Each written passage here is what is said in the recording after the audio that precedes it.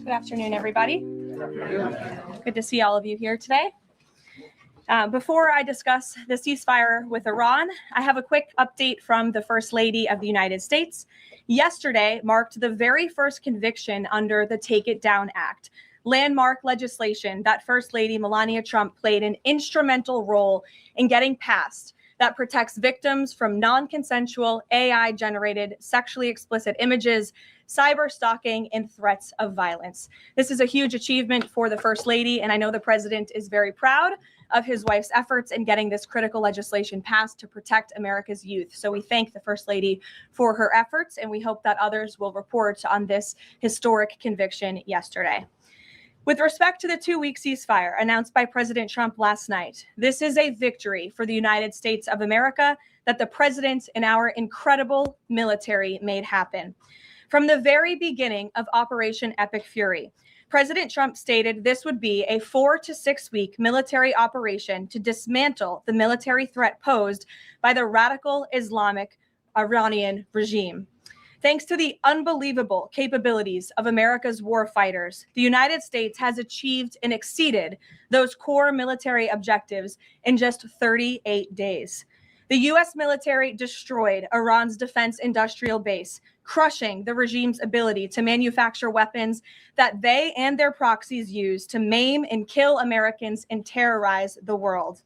Iran's ability to build and stockpile ballistic missiles and long-range drones has also been set back by years compared to where it was 6 weeks ago prior to the launch of Operation Epic Fury.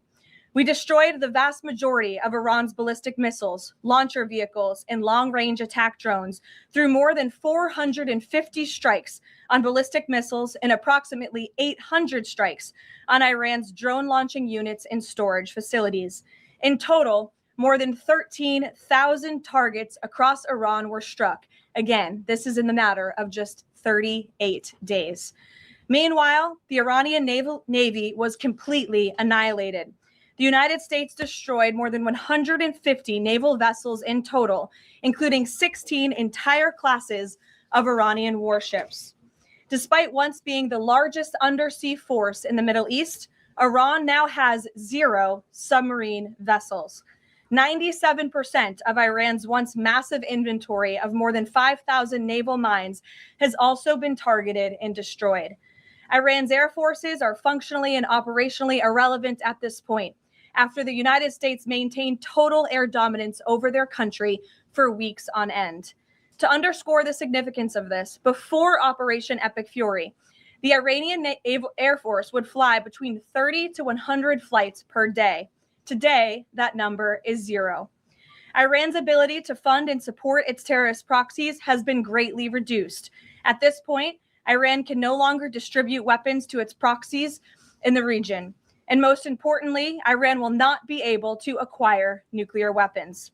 Prior to the start of this successful operation, Iran was aggressively expanding its short-range ballistic missile arsenal. Through these weapons and its navy, Iran was attempting to build a military buildup around their country that would pose an imminent and existential threat to the United States military assets in the Middle East, our allies in the region, and ultimately the free world. Iran was pursuing this dangerous and aggressive strategy for one reason: to hold the entire world hostage to its terrorist ambitions. The Iranians aim to use their expanded military capabilities as a shield around their country to continue achieving their ultimate goal internally, building nuclear bombs. But their murderous and evil plans have been blown up, quite literally and figuratively, along with their military, their nuclear program, and most of their senior leadership, including the former Supreme Leader Ayatollah Ali Khamenei. Their command and control structures were also massively disrupted after being struck more than 2,000 times. Many of their remaining leaders are paralyzed in fear and no longer enjoy the freedom to move around their country freely and meet openly. Thanks to the unmatched excellence of our warriors at the direction of the Commander-in-Chief, the world has just witnessed a historically swift and successful military triumph. President Trump started Operation Epic Fury with strategic military objectives, and the United States has clearly achieved them. As we mark this progress, we also remember and honor the 13 American heroes who laid down their lives in this noble effort. I know President Trump and our grateful nation honors their ultimate sacrifice, and we will never forget them. May God bless their families. The valiant efforts of all of our incredible service members created maximum leverage for the President of the United States, allowing he and his leadership team to engage in tough negotiations over the past couple of weeks that have now created an opening for a diplomatic solution and long-term peace in the Middle East. The President's maximum pressure and the leverage created by the success of Operation Epic Fury led to the Iranian regime asking for and ultimately agreeing to a ceasefire proposal with the United States. Iran could no longer tolerate being bombed or taking the gamble of what was to come following President Trump's 8 p.m. deadline last night. Iran has agreed to open the Strait of Hormuz, and as the president said, we have received a proposal from the Iranians that has been determined to be a workable basis on which to negotiate. I've seen a lot of inaccurate coverage today from the media about these negotiations and these plans already. So let me be clear and correct the record. The Iranians originally put forward a 10-point plan that was fundamentally unserious, unacceptable, and completely discarded. It was literally thrown in the garbage by President Trump and his negotiating team. Many outlets in this room have falsely reported on that plan as being acceptable to the United States, and that is false. With the president's deadline fast approaching and the United States military completely decimating Iran with each passing hour, the regime acknowledged reality to the negotiating team. They put forward a more reasonable and entirely different and condensed plan to the president and his team. President Trump and the team determined the new modified plan was a workable basis on which to negotiate and to align it with our own 15-point proposal. The president's red lines, namely the end of Iranian enrichment in Iran, have not changed. And the idea that President Trump would ever accept an Iranian wish list as a deal is completely absurd. The president will only make a deal that serves in the best interests of the United States of America, and he as a negotiating team will focus on this effort over the next 2 weeks, so long as the Strait of Hormuz remains open with no limitations or delays. These extraordinarily sensitive and complex negotiations will take place behind closed doors over the course of the next 2 weeks. I would strongly advise the media against running with narratives that have no basis in fact. What Iran says publicly or feeds to all of you in the press is much different than what they communicate to the United States, the president, and his team privately. Never underestimate President Trump's ability to successfully advance America's interests and broker peace. President Trump has a proven track record of achieving good deals on behalf of the United States and the American people, and he will only accept one that puts America first. With that, I will take your questions today. I'm sure you have a lot of them. In our new media seat, we have Shane Harris with the AMAC Newsline. Shane, thank you for being here. Why don't you kick us off? Yeah, thanks for having me, Caroline. 2 questions for you. First, following the president's announcement of the ceasefire, if this is indeed the end of hostilities in Iran, what is the president's message to the American people about what was achieved for our country through Operation Epic Fury? Sure. I think I just laid out a significant portion of that in my opening remarks. 6 weeks ago, the president looked the American people in the eye directly, and he told them that he launched this operation to take out the imminent threat that was posed by Iran. And that threat has now been greatly destroyed. Their Navy, their missiles, their defense industrial base, and their desire and their plan to build a nuclear bomb inside their country is no longer going to be allowed, can no longer happen, thanks to the remarkable success of Operation Epic Fury over the course of the last 38 days. That has been absolutely achieved, and now we're moving into the next phase of this, which is a negotiating period to put some fine points on this and to hopefully broker an agreement that can achieve long-term peace in the Middle East. Yeah, and then second, what is the president's message to American seniors who have a much higher voter participation rate and they're likely to be a key swing vote in the midterm elections? Well, the president loves our seniors across the country. And as you know, the president signed the One Big Beautiful Bill, the Working Families Tax Cut last year, which greatly reduced taxes on Social Security for our seniors. In fact, thanks to the Working Families Tax Cut, nearly 90% of seniors will no longer pay tax on their Social Security. That's a huge win for our seniors and also for our middle class and working families across the country with the no tax on tips provision and the no tax on overtime. Next week is tax week. You'll hear a lot from the president about how his policies have benefited the American people. And I'm proud to report that the president will be traveling next week to the great states of Nevada and Arizona to tout this historic accomplishment over the course of the next week. Thank you for being here, Shane. Gabe. Thank you, Caroline. Iranian state media is saying that Iran has now closed off the Strait of Hormuz today in response to Israeli attacks on Lebanon. What's the White House response to that? And you just listed many military successes. I understand that. But strategically, how is the administration arguing that Iran does not have more economic leverage than it did before the start of the war? Sure. Well, with respect to the first reporting out of Iranian state media, the president was made aware of those reports before I came to the podium. That is completely unacceptable. And again, this is a case of what they're saying publicly is different privately. We have seen an uptick of traffic in the Strait today, and I will reiterate the president's expectation and demand that the Strait of Hormuz is reopened immediately, quickly, and safely. That is his expectation. It has been relayed to him privately that is what's taking place, and these reports publicly are false. Caroline, the president yesterday threatened that a whole civilization would die if a ceasefire deal wasn't reached, understanding that Iranian leaders have previously said death to America. But why is it appropriate for the president of the United States to use that kind of language when talking about civilian targets? And was the president mocking Islam by signing off his True Social post over the weekend, praise be to Allah? Wouldn't that antagonize Muslim allies across the world? Well, I understand the questions about the president's rhetoric, but what the president cares most about is results.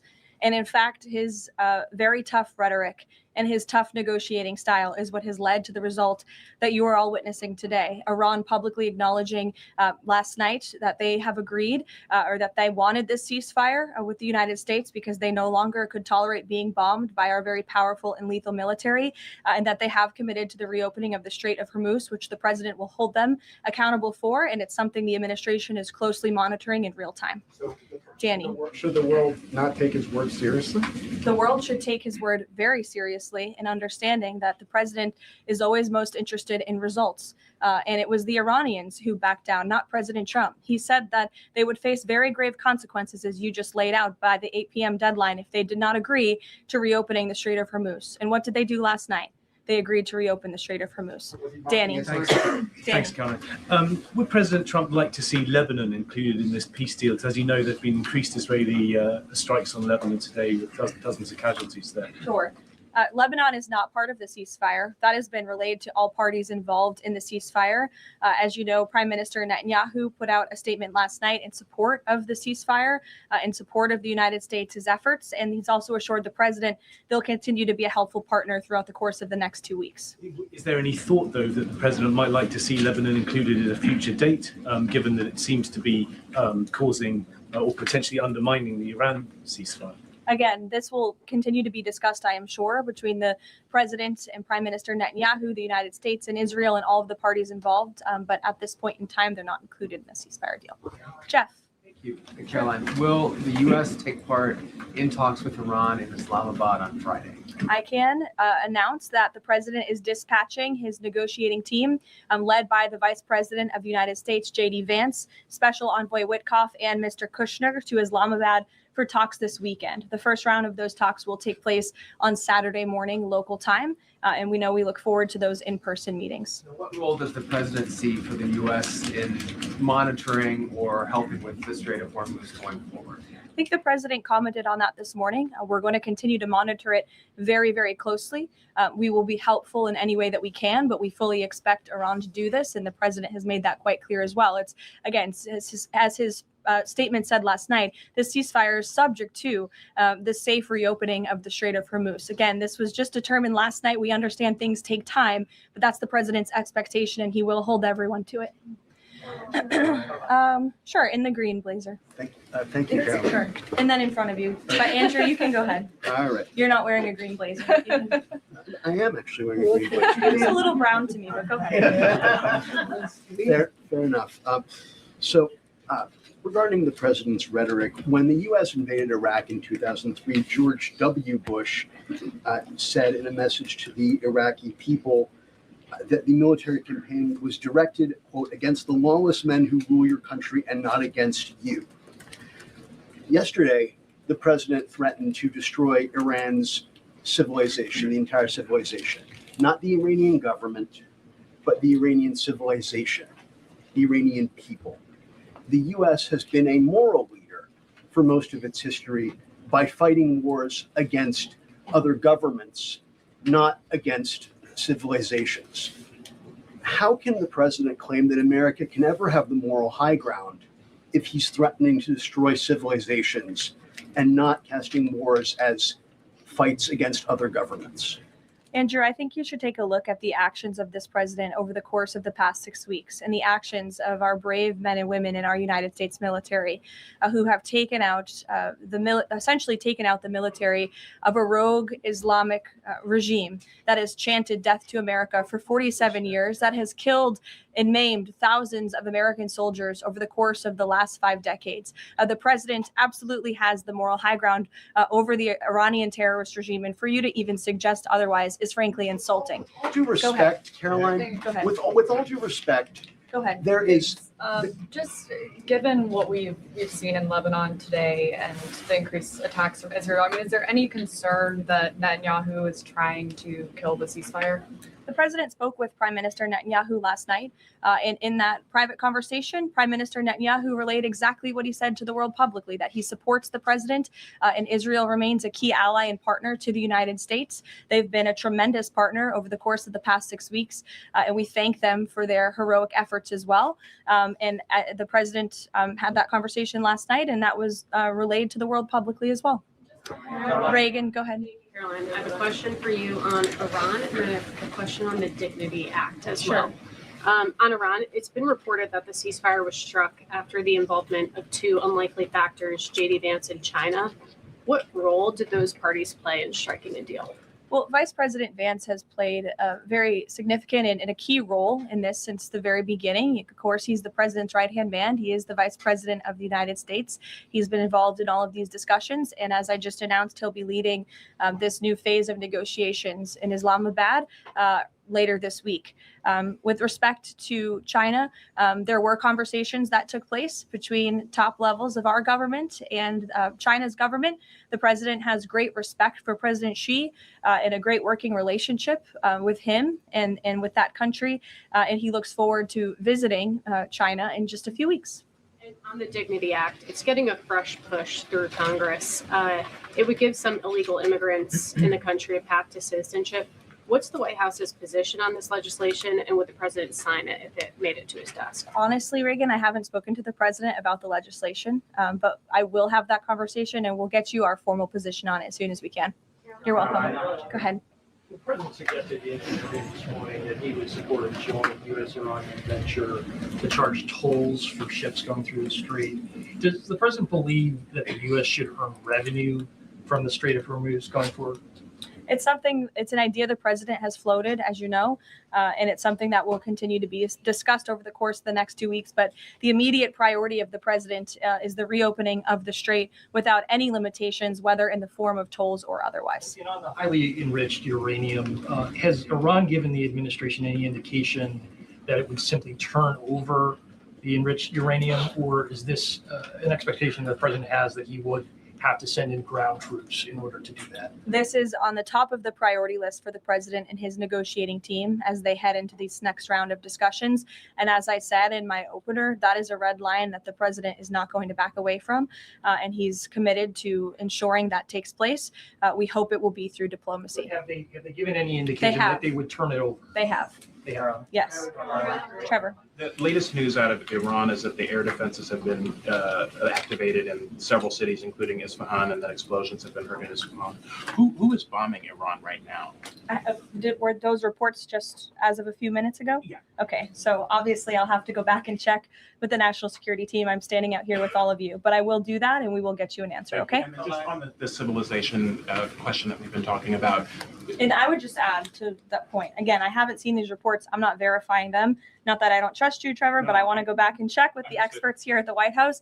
I would just say, and I would echo what the vice president said this morning, this is a fragile truce. Ceasefires are fragile by nature. We've seen this with respect to the 12-day war with Iran and Israel last year. It takes time sometimes for these ceasefires to be fully effectuated. And one of the results of Operation Epic Fury was we completely dismantled Iran's command and control center, which makes it difficult for them to pass messages up and down the chain. And so we We understand that. I would caution a little bit of patience, but of course we want to see the ceasefire effectuated and abided by all parties as quickly as possible. Thank you. And the American presidential administrations, going back to Ronald Reagan, have said this formulation about nuclear war, that a nuclear war cannot be won and must never be fought. Is that still the view of this administration, given the president's comments about civilization? I have no change in our view on that policy.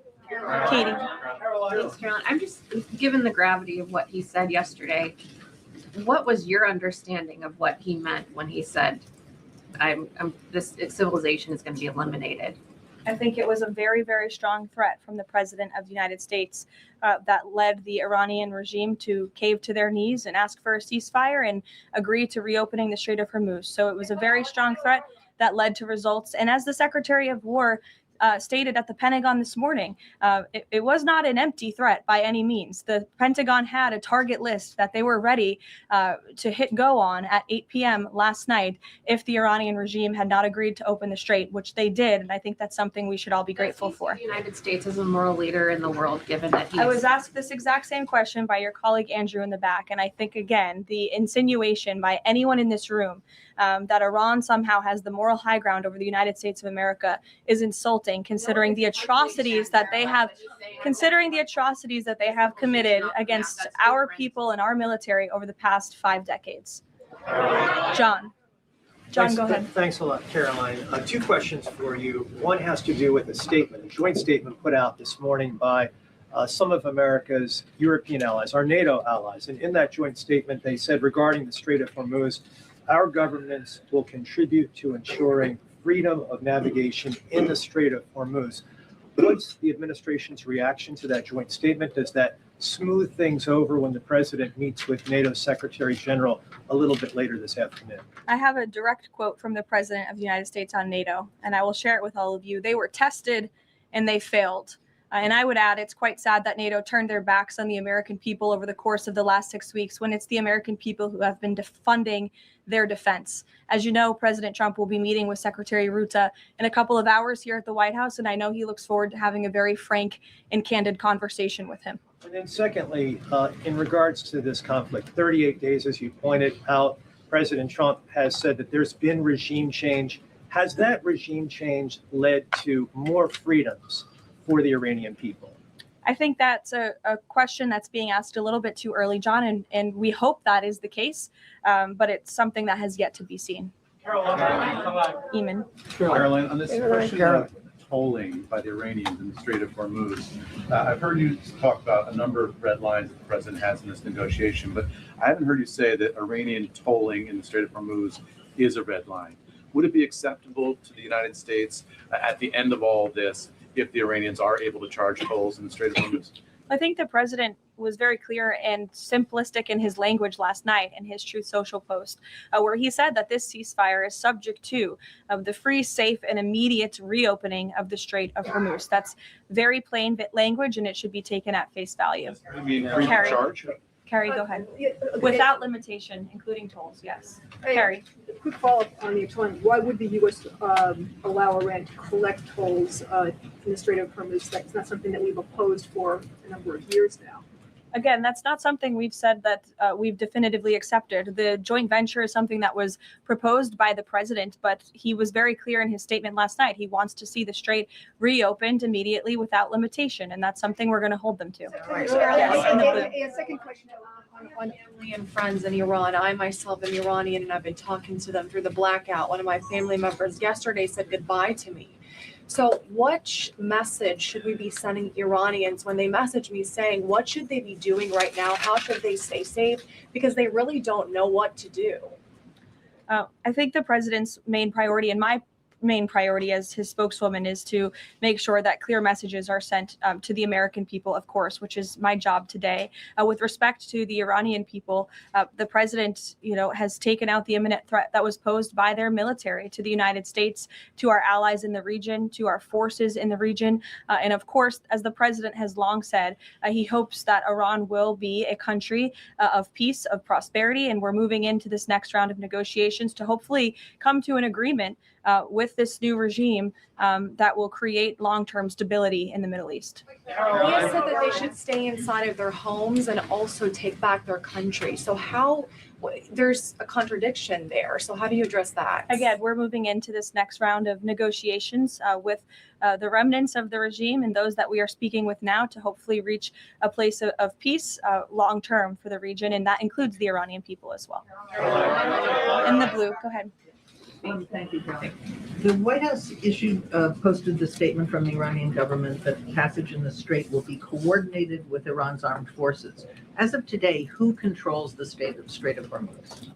Again, these statements were put out 12 hours ago. We expect that the strait will be opened immediately. As I said earlier, we have seen an uptick in traffic in the strait, and it's something that we are monitoring minute by minute, hour by hour as the days go on. Who controls the strait right now? Two questions. One on the deportations of Iranian officials, and then on the negotiations. Are there still security concerns about Vice President Vance being part of these peace talks, Steve Witkoff, Jared Kushner?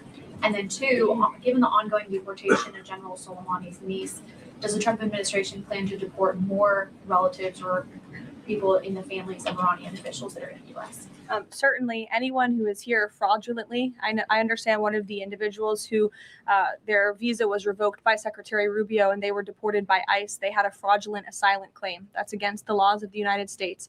So anyone who is here illegally or fraudulently is subject to our nation's immigration laws and will be removed from our country. And I know this continues to be a top priority for the State Department, working in conjunction with the Department of Homeland Security. With respect to the safety of the Vice President, we fully trust the United States Secret Service to do their job, to keep the Vice President and the President's negotiating team safe. They do a tremendous job, and we fully trust them to do that. Caroline. In the back, go ahead. The President has said Cuba is next. What's the message to the American people regarding Cuba, and what can Cubans expect in relation to the statement? Well, look, I think when President Trump said that, and he later clarified after making that statement, that he meant the Cuban regime is bound to fall. The country is very weak. They're in a very weak position economically, obviously, financially. The Cuban people are fed up with their government, as they should be. And these talks and discussions continue to happen at the highest level of our government. I don't have any updates or announcements for you with respect to Cuba policy today. Good to see you. Thank you, Caroline. Secretary Hegseth said this morning that U.S. troops would be sticking around. Can you expound upon that, what we should expect from U.S. troops in theater for the next 2 weeks and beyond? I would defer you to the Pentagon for any specifics on assets that have been in place in the Middle East, but take the Secretary at his word, and also the President has reiterated this as well in his own words, that we're not going to move anything immediately. Again, this is a 2-week ceasefire where we hope at the end, and we expect at the end, we'll have a good agreement between the United States and Iran. But in the meantime, we're going to ensure that our military is always at the ready of the Commander-in-Chief. I'll take a couple more in the back. Sure. Thank you. Sure. On NATO, I'll take your question. Go Thank you, ahead. Caroline. On NATO, can you tell me, is the United States still considering withdrawing from NATO? Is that still a possibility? It's something the President has discussed, and I think it's something the President will be discussing in a couple of hours with Secretary General Ruta, and perhaps you'll hear directly from the President following that meeting later this afternoon. Thank you, everyone.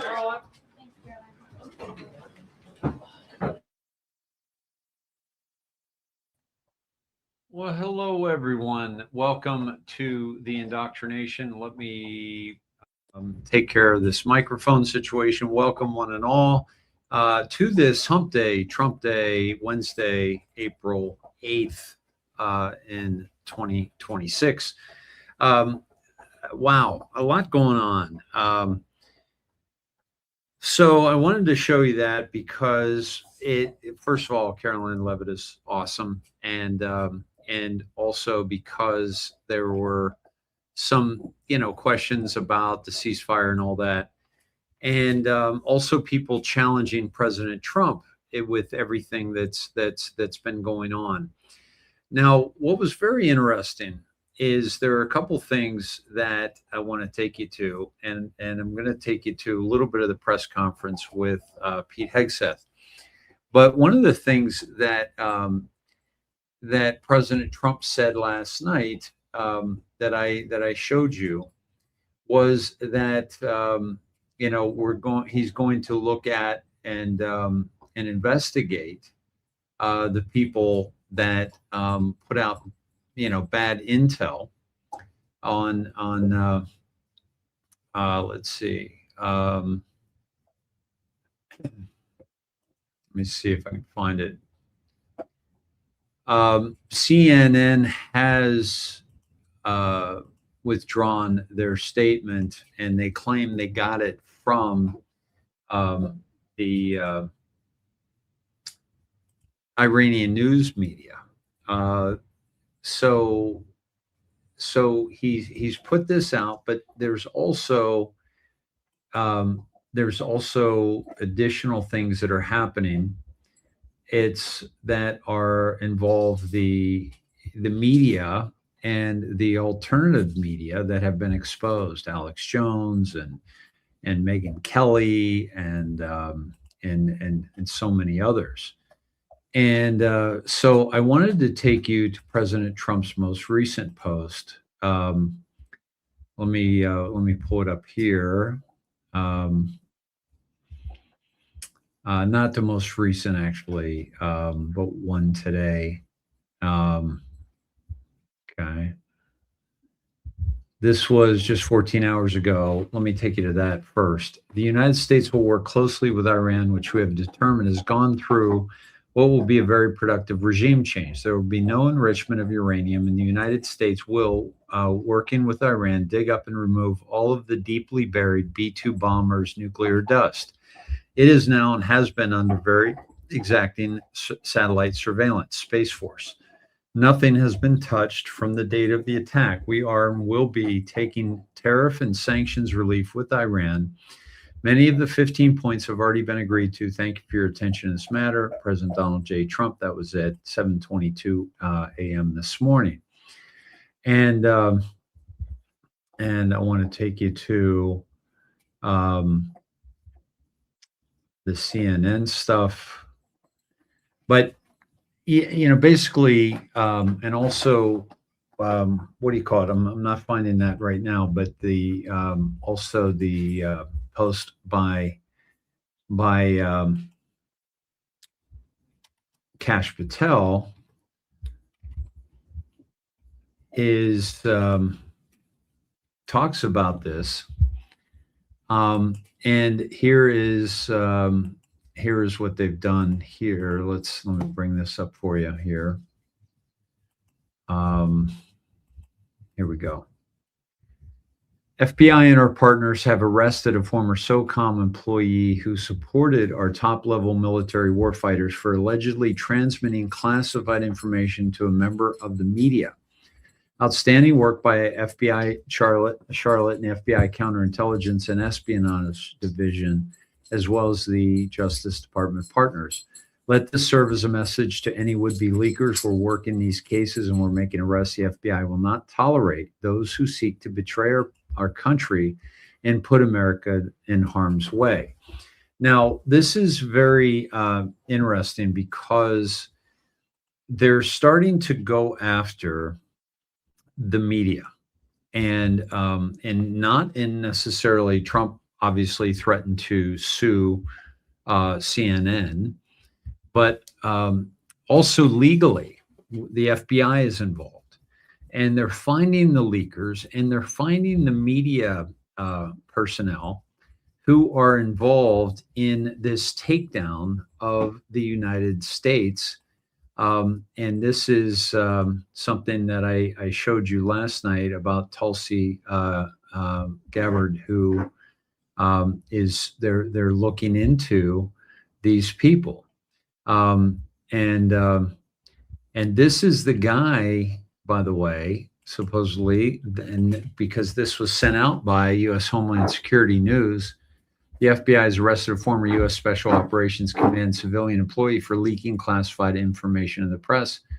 This guy looks like he's had butt implants, which is, quite hysterical. But what's key about this and the way that this is all going down, and I want to show you Megyn Kelly too. And I've warned you about Megyn Kelly ever since she did the interview with James Alefantis of Comet Ping Pong and gaslit him and made him out to be the victim. And so I've warned you about Megyn Kelly. I have not gotten behind Megyn Kelly at all, as you know. But listen to this. I mean, I don't know about you, but I am sick of this shit. I'm sick of it.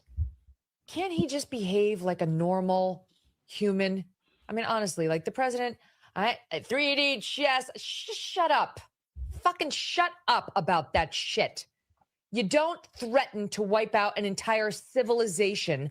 We're talking about civilians just casually in a social media post.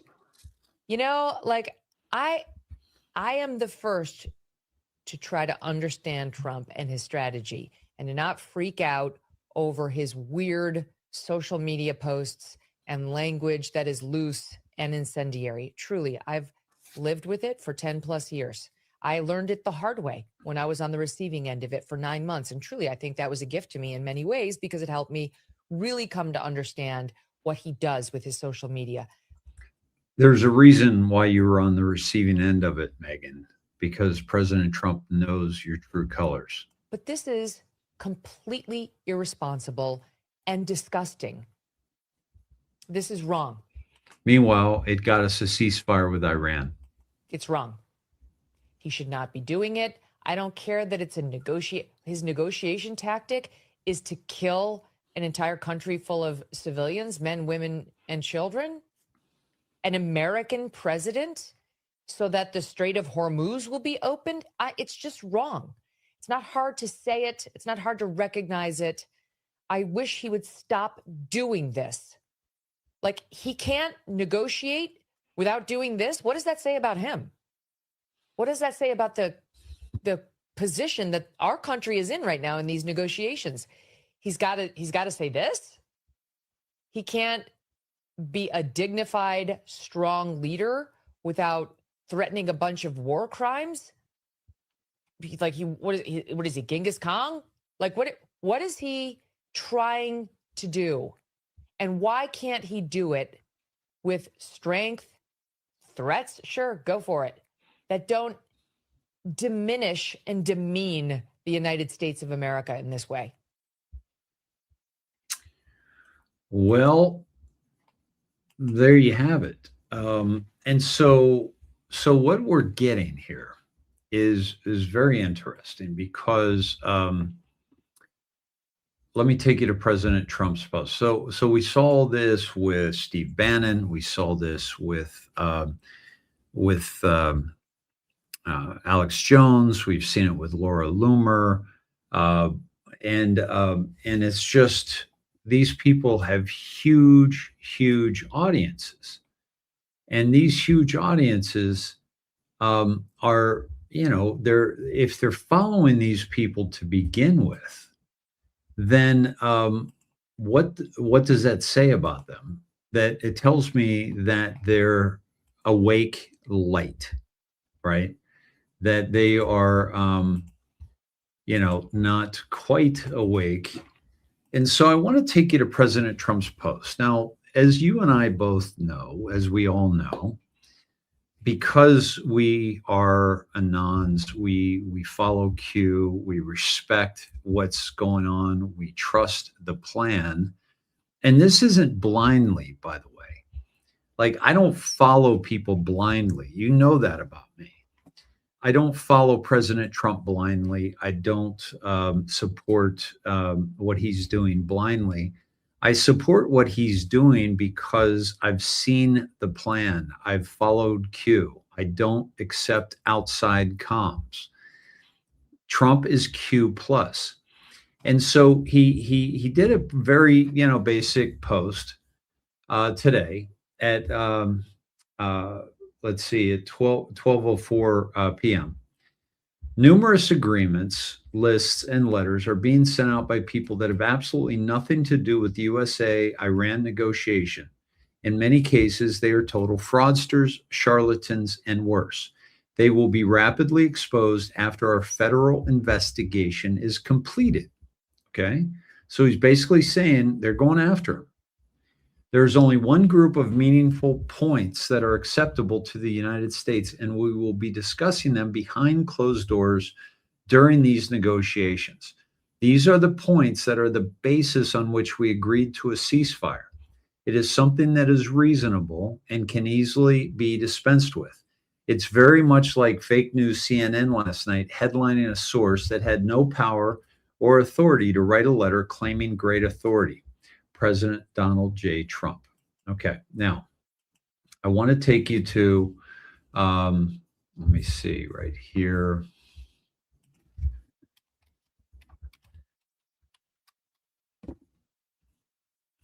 Okay. So I'm going to take you to this. Now, this is drop 66, okay? November 2nd, 2017. All right. Let's be clear. You're telling us POTUS is currently under attack by our own intelligence agencies. This is an anon asking Q. Q said, let's be real clear. The CIA just attacked the command-in-chief, which was immediately detected by NSA military intelligence and alerted to POTUS. Re-review all my crumbs, including today, yesterday, weekend. What does this mean? What actions are immediately occurring? If this leaks or the immediate action ongoing at Langley, you'll have your verification ahead of schedule. Okay. So he's telling us not only on the surface what's going on, but he's telling us with the capital letter count that is strategically placed there. It's not just counting the capital letters that are normal capital letters. You shouldn't capitalize worse. Numerous agreements is not capitalized. Lists is not capitalized. Letters is not capitalized. Negotiation is not capitalized. Fraudsters is not capitalized. So these are very specific capitalized letters leading up to drop 66. Okay. Now at 12:04, a very interesting post. We drop the 0. So we go to 124, November 7th, 2017, and we have plus, plus, plus, plus, plus, and plus. Now we know plus, plus, plus is Saudi Arabia, and they were taken care of in the purge, which led to the white hats having control of partial control of Twitter. And that I proved that with a couple different posts that they would have had to have the code, the source code of Twitter to be able to do. And we also were told by Q that the white hats took Trump off Twitter and made sure that that happened because they were geolocating him every step of the way. This was accessed because of the purge in Saudi Arabia, where they hung Prince Al-Walid by his ankles, and they got all of his information, got all of his source code, all of his access to the source code on Twitter. And then they eventually brought in Elon Musk to turn it into X and make it an incredible news source to be used right now. And then we have plus plus, which is the Rothschilds. And look what's happening with central banking. The House just voted and agreed to no central bank digital currency. Okay. And we already know that Trump is doing away with the IRS. And Dan Scavino posted today, and let me show you that. Hopefully I have the right Dan Scavino post. And I do not. Let me go to my page, which has it because I reposted it. And this was February 25th, 2025, when he said, time to abolish the IRS. This was, just a month into President Trump's term, right? And so, so we've been given comms by Dan, we've been given comms by Trump, and when I say comms, they're direct comms. Like they've actually told us that this is what was going to happen. Okay, so this is time to abolish the IRS. This was Dan Scavino. This was a year ago. So this has been, played out. Okay. Now back to this post, we also have Plus, which is George Soros, which is Antifa. It's all the funding through USAID and the NGOs that have obviously supported the ongoing riots / No Kings movement and all that in the United States. But I also want to show you President Trump. Let me see here. Let me bring this up for you. I've got so much pulled up here and this was President Trump recently. Okay. When he says plus, plus, plus. 75 million voters plus, plus, plus. That's what I say.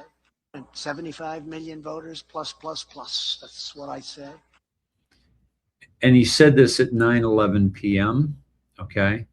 This was captured by, wait a minute, where is, by Doc Holliday. Okay. And then Doc Holliday takes us to 9/11. And then also the 123, nothing is random, everything has meaning, plus, plus, plus Q from November 6th. And then President Trump took us to plus, plus, plus once again. Okay. So, but the biggest thing is that, let me do this. And also, I took the 04 drop, okay, because of the, let me take you to that.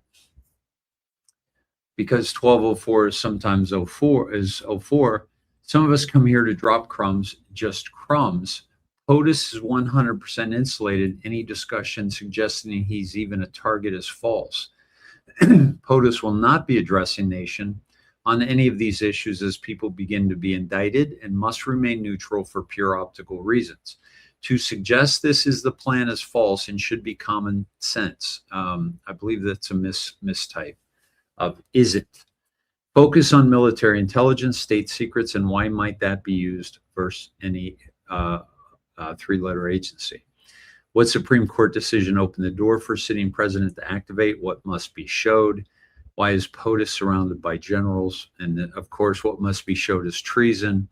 Again, there are a lot more good people than bad, so have faith. This was a hostile takeover from an evil, corrupt network of players, not just Democrats. And we're seeing that in some of the rhinos. Don't fool yourself into thinking Obama, Soros, Ross, Clintons, etc. have more power present day than POTUS.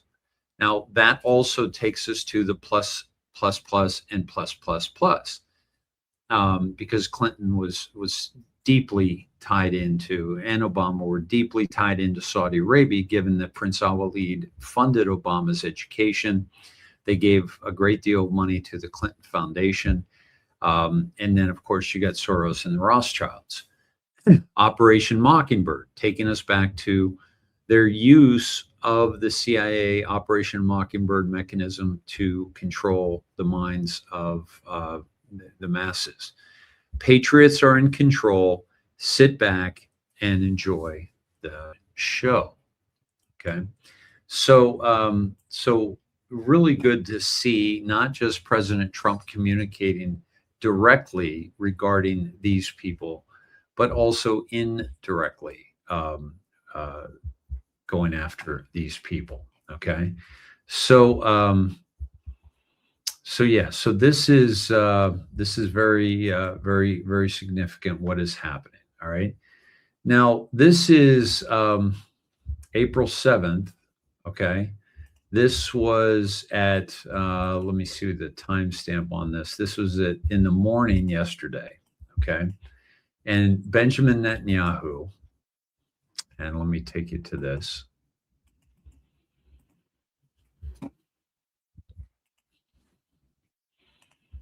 All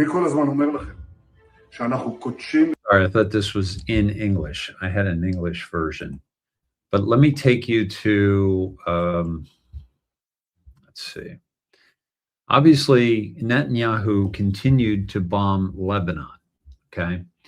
The Pakistani spokesperson for the ceasefire said that Lebanon was included in the ceasefire. President Trump said that Lebanon was not included in the ceasefire. Okay. And so we need to keep that in mind.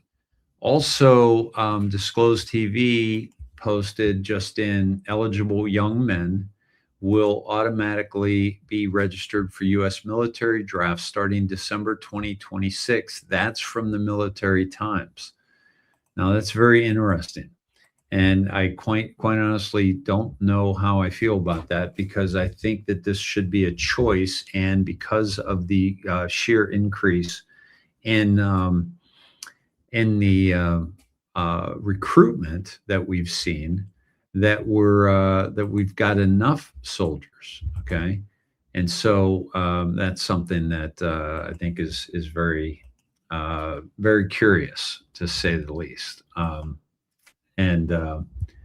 So here we go.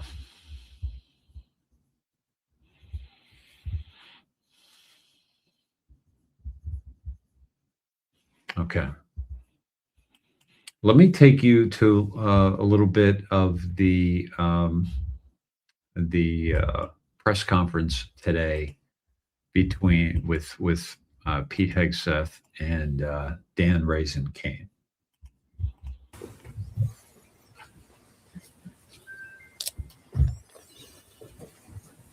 Iran has been a threat to the United States and the free world for 47 years.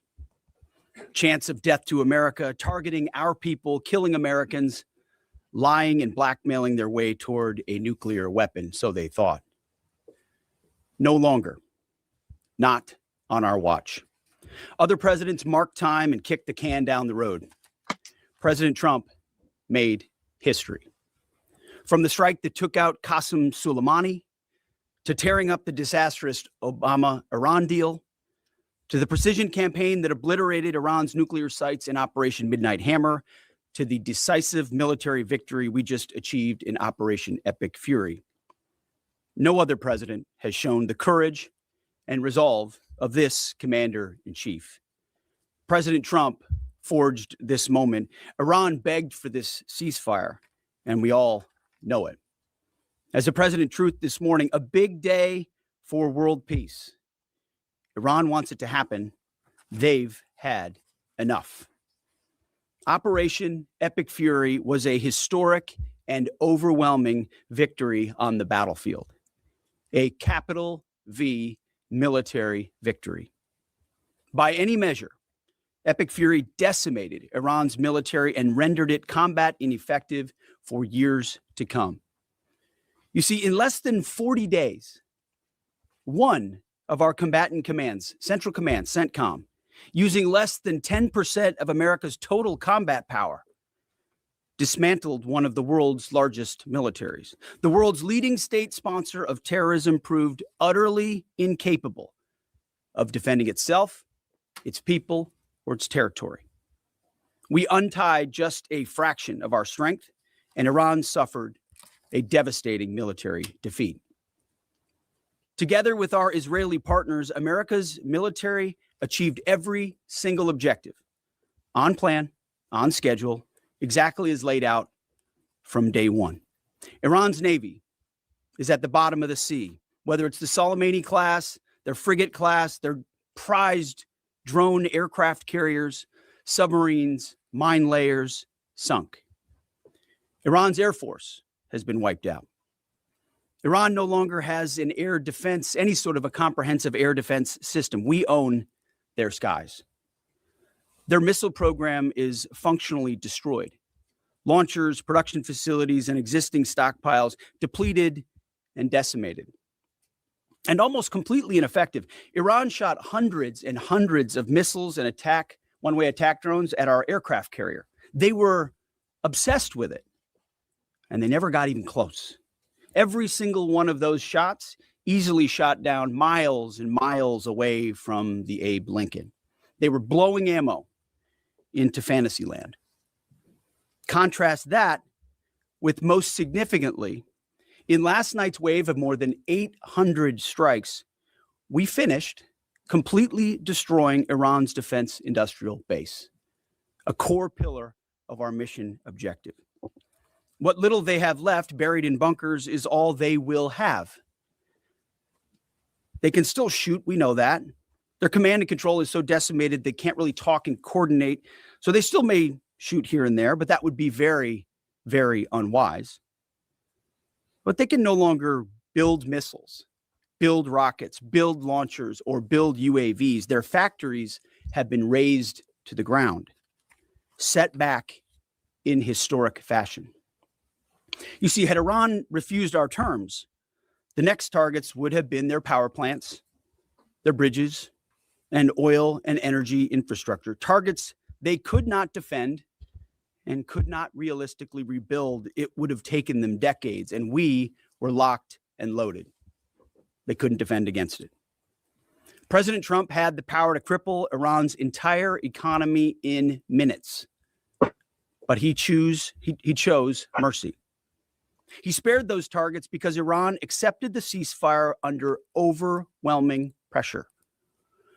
The new Iranian regime understood that a deal was far better than the fate that awaited them. This new regime just happened to look at what happened to their predecessors. Their top leadership was systematically eliminated. The previous Iranian supreme leader, dead. The Supreme National Security Council secretary, dead. The Supreme Leader Office Advisor, dead. The Supreme Leader Military Office Chief, dead. The Defense Minister, no longer with us. The IRGC Commander, dead. The Armed Forces General Staff Commander, dead.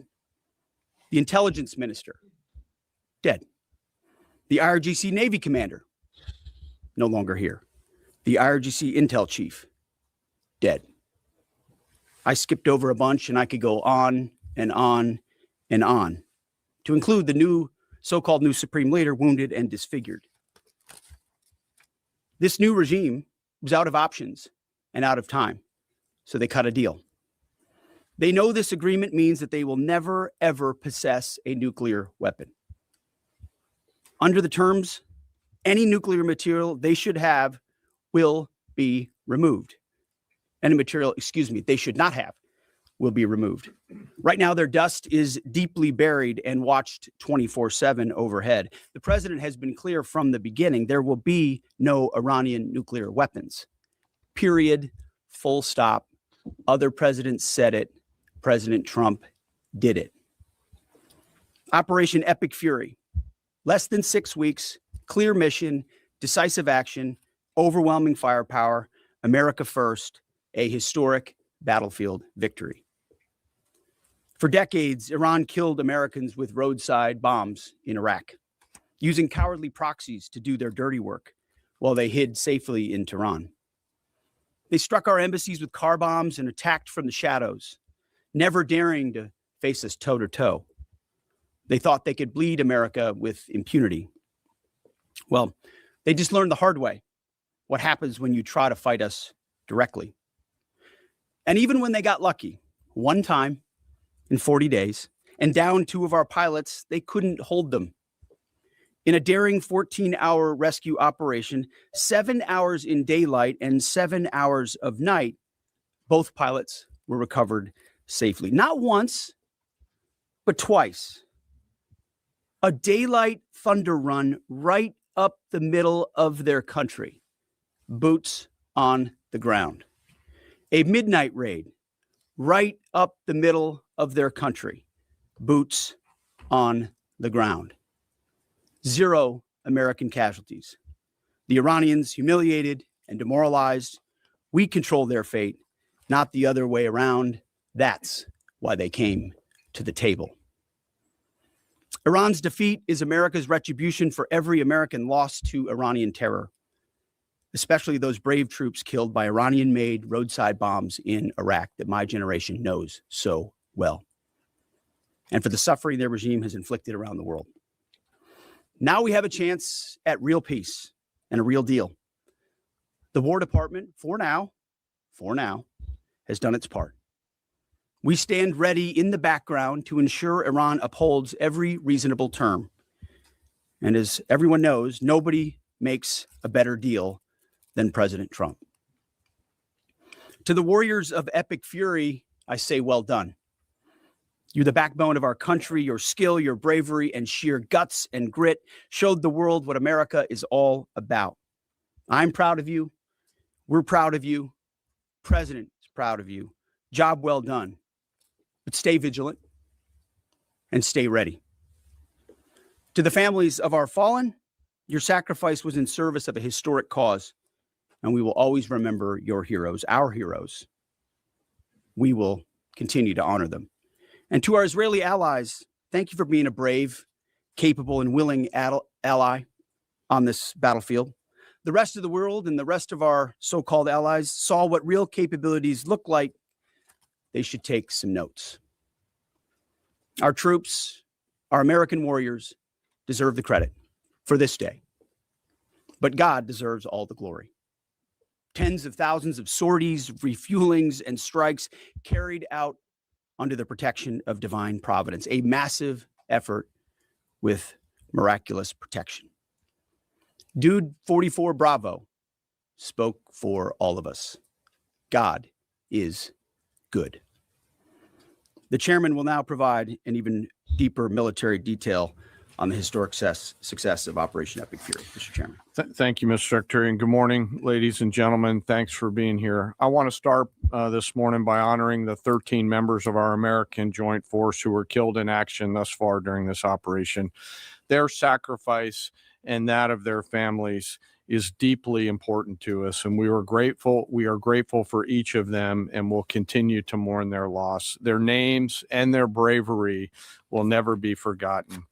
On February 28th, the President of the United States ordered the Joint Force to execute Operation Epic Fury with the direction to accomplish three distinct military objectives: destroy Iran's ballistic missile and drone capabilities, destroy the Iranian Navy, and destroy their defense industrial base to ensure that Iran cannot reconstitute the ability to project power outside their borders.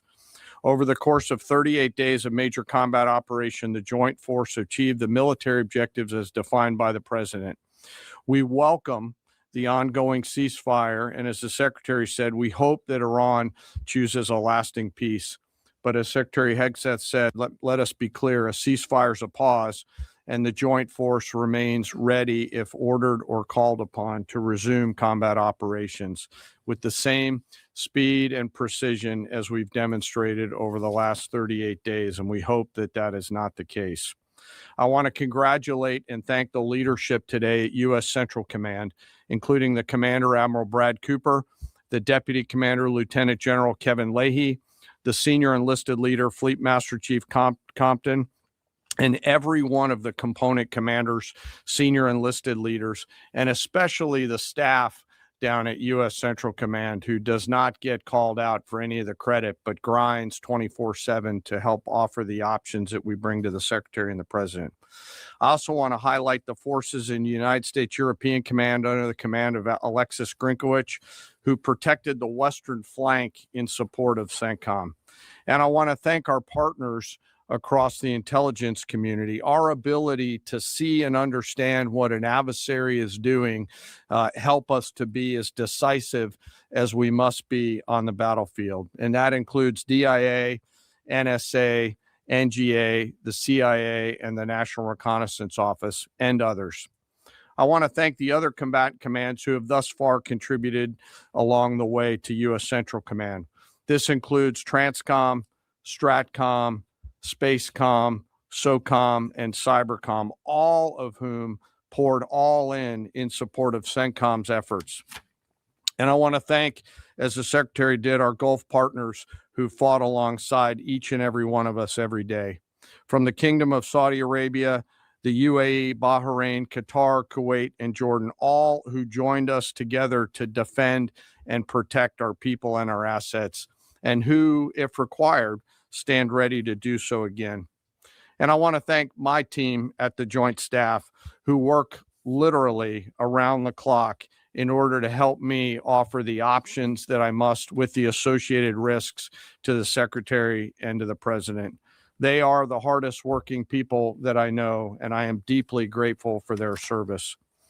Most importantly today, I want to thank America's members of the Joint Force who've poured everything that they can into Operation Epic Fury, and their families who've worked 24 hours a day for 38 days.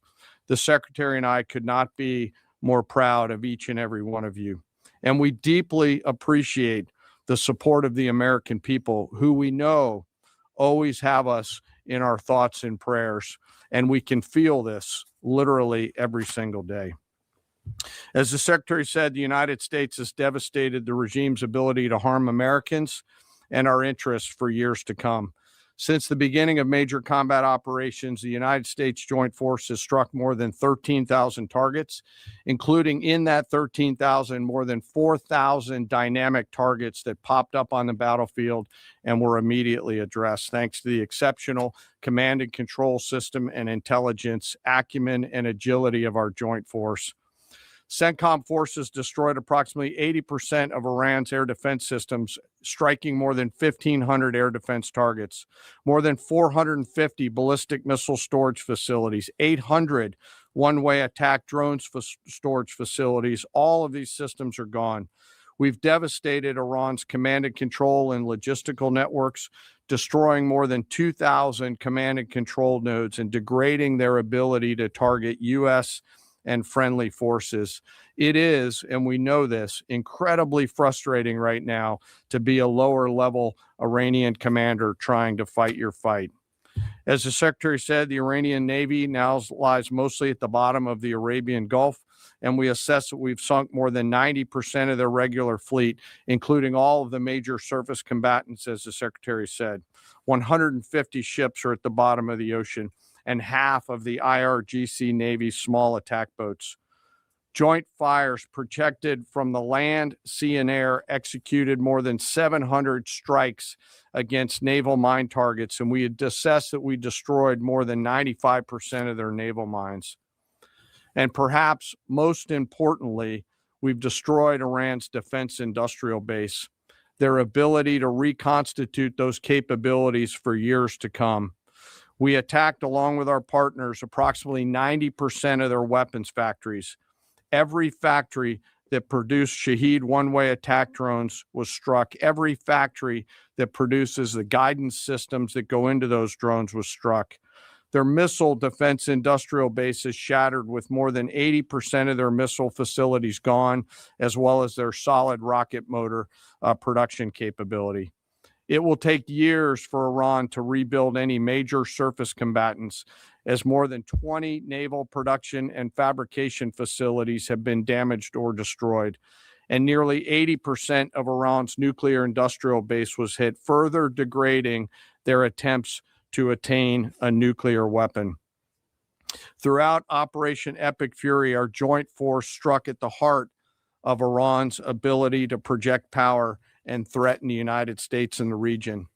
And in order to do this, it required the service and sacrifice of more than 50,000 American warfighters deployed across CENTCOM, EUCOM, and stateside. The Joint Force flew more than 10,000 missions, including 62 bomber missions, 18 of which flew round trip from the United States to deliver bombs on military targets. Each of these missions was more than 30 hours in duration, and we did that 18 times. No other military in the world can do that. And it's a testament to the logistical force that quietly serves behind them. I cannot thank Transcom and the Air Force Tanker and Mobility Force more.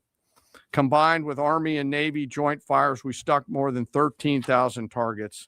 And along with our Gulf partners, we've thus far intercepted 1,700 ballistic missiles and one-way attack drones, defending our forces and our partners in the civilian population. And we remain ready to do so should the need arise. Along the way, we consume more than 6 million meals, and by my estimate, more than 950,000 gallons of coffee, 2 million energy drinks, and a lot of nicotine, but I am not saying that we have a problem. I've laid out the statistics, but it does not truly capture the nature of combat. This is gritty and unforgiving business. It's chaotic, it's hot, it's dark, it's unpredictable, and there's always unknowns. And our people proudly walked into those unknowns and continue forward. And through it all, the Joint Force has demonstrated the unwavering resolve that the nation demands of us. We are a mission-focused force, and our objectives always is to create the conditions for peace, and today we have, while be ready should that peace break, which we hope it is not, and we remain ready.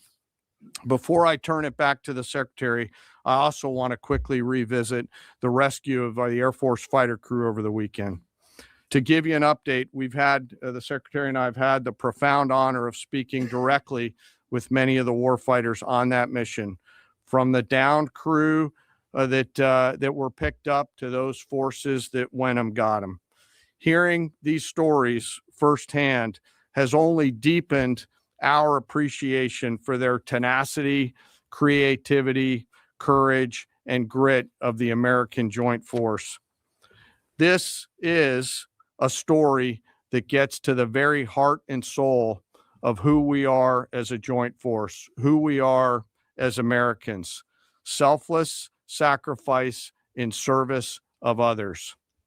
From the backseater, Dude 44 Bravo, whose pure and unadulterated joy at seeing those helicopters come into the valley to get his front seater in daylight, because he knew the front seater did not have a jacket, and was so filled with heart-leaping joy at his front seater getting picked up, to the nighttime folks that went in and then got him, to the tanker forces that did the things that they had to do to give their own gas away, to the support packages, to those that went into the desert landing site not once, not twice, but 3 times, as we fought through multiple contingencies.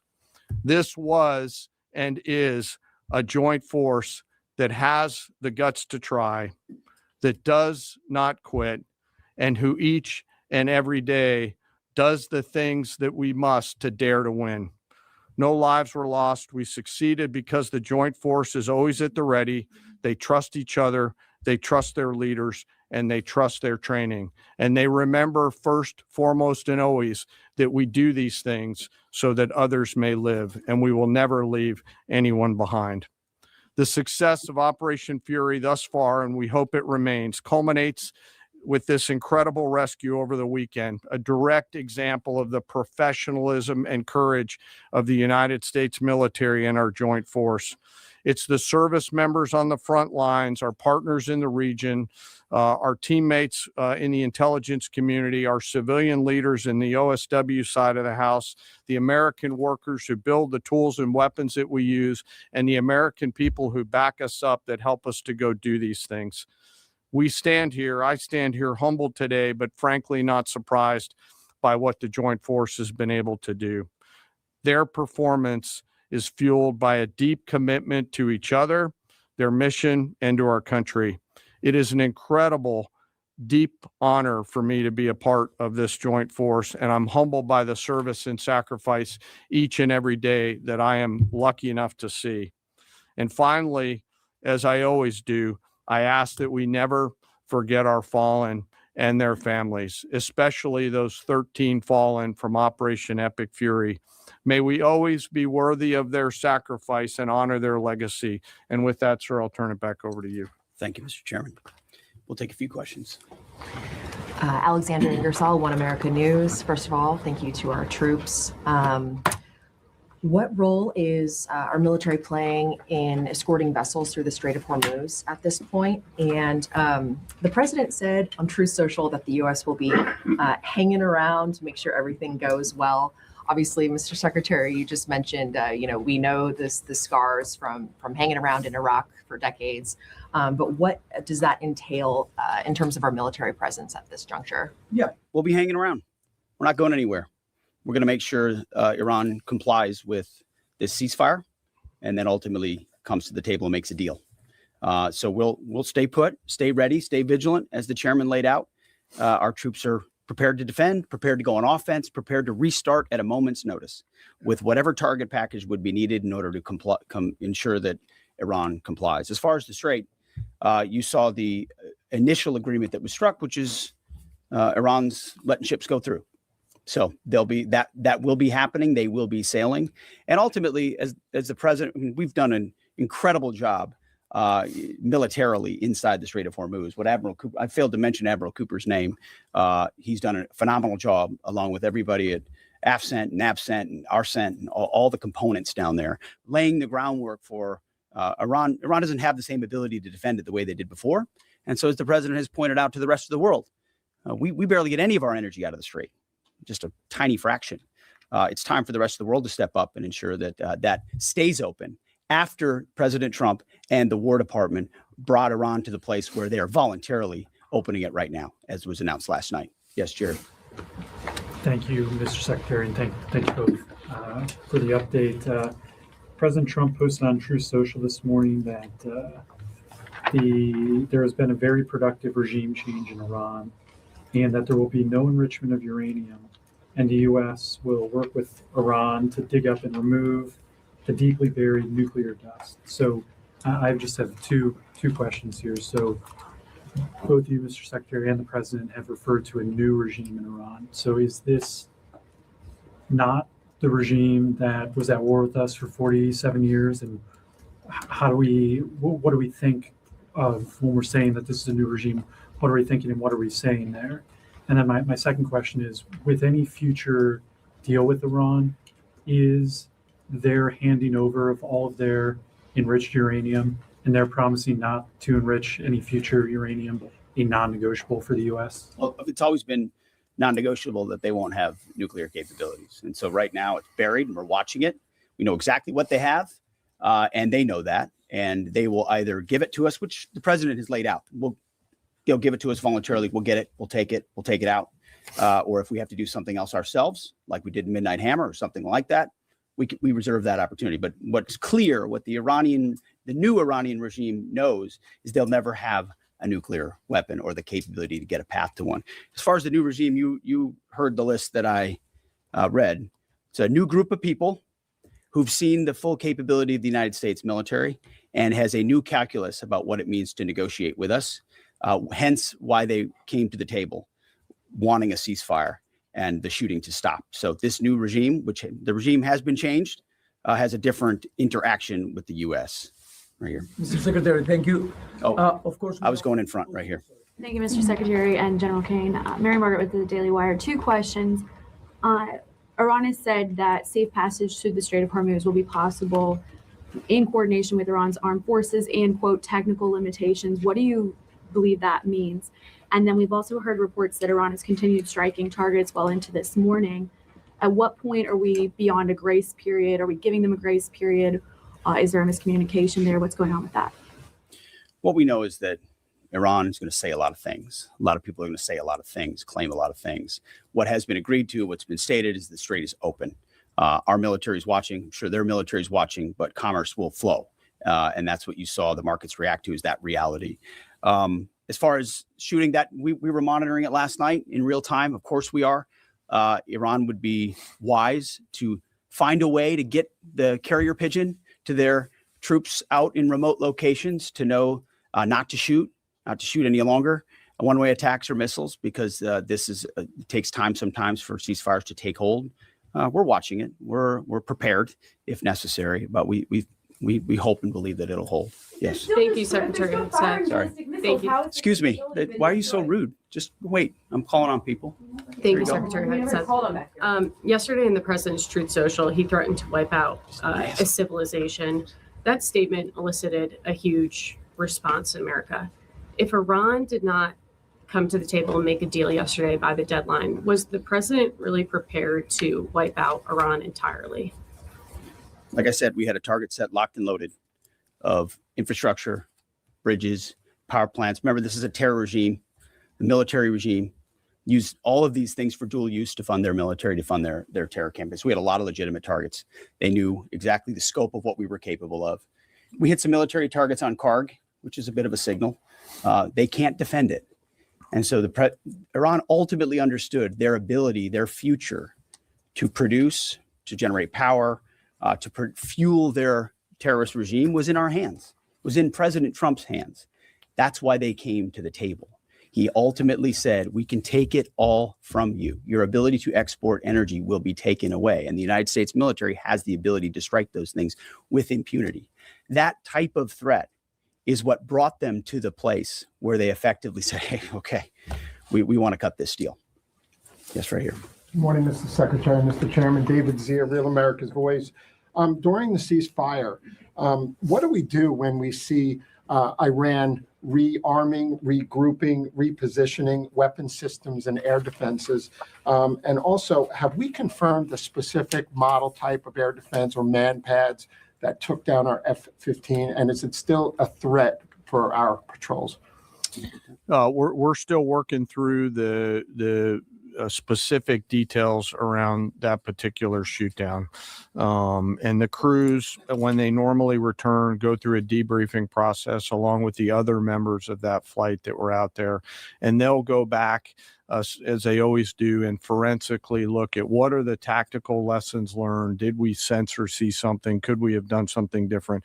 We do that, as I mentioned in a prior press conference, every single time we take any loss like that, so that we become a quick learning organization. On the other part of your question around the movement of Iranian military forces, U.S. CENTCOM will continue to monitor that situation. They will continue to have a series of response options, and if need be, will come to the Secretary and to the President for guidance and be prepared to do the things that they're ordered to do so against valid military targets in accordance with the normal procedures that we have. I would just note, it's a good question. The more Iran moves forces, the more they emplace forces, the more easily targetable they are for us right now. Remember, we're able to look, we're able to see, we're able to sense. We know so if they try to pre-position, they're just creating riper military targets for us to strike should they make the wrong decision at the table. Right here. Mr. Secretary, Louis Martinez with ABC News. First, a question to General Kane, sir. In your personal opinion, were the risks of the Strait of Hormuz being closed because of the conflict, were they mitigated early enough in part of the decision-making process to lead up to the decision to take action against Iran? And in your opinion, is Iran in control of the Strait of Hormuz? We just heard the Secretary say that Iran is letting them ships through, which would imply that potentially it's not just. The Secretary also said that the U.S. That the strait is open. You did say that, sir. But in your opinion, sir, how can the U.S. ensure safe passage? Mr. Secretary, can you say today that the United States achieved, the administration achieved the military goals that you've constantly delineated? But strategically, is that a victory because of that? And also, you said earlier that the president chose mercy, but you yourself had said 3 weeks ago that we will give no quarter to Iranian troops. How do you correlate those two? And do you think that your comments may have put American troops at risk? No. I try to be nice up here, but you did listen to what I said, right?